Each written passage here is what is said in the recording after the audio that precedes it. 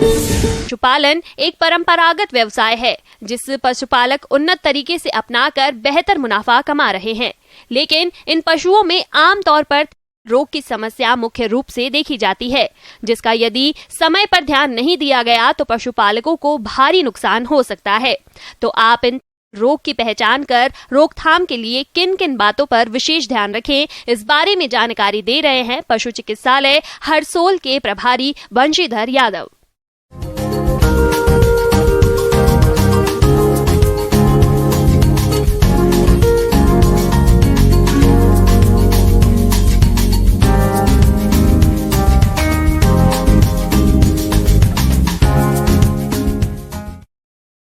पशुपालक भाइयों, जब भी अपन गाय या भैंस पालते हैं तो दूध के लिए पालते हैं। दूध थनों के द्वारा आता है।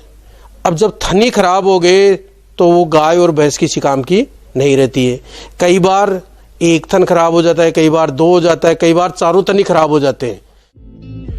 पशुपालक भाइयों, गाय भैंसों में थनैला रोग दुग्ध व्यवसाय के लिए सबसे बड़ा संकट है।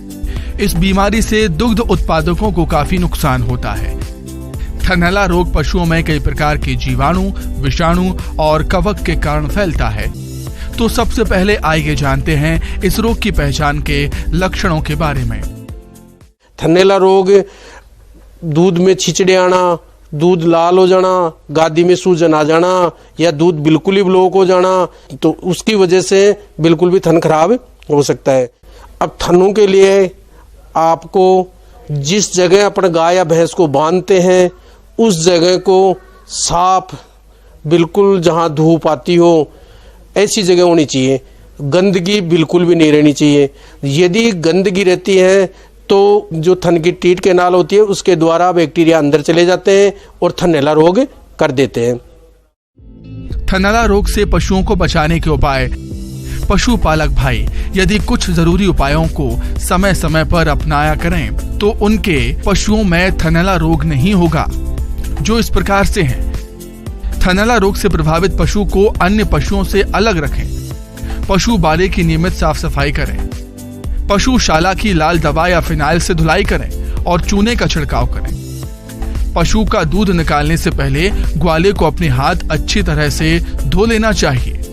पशु का दूध पूर्ण हस्त विधि से दोहन करना चाहिए।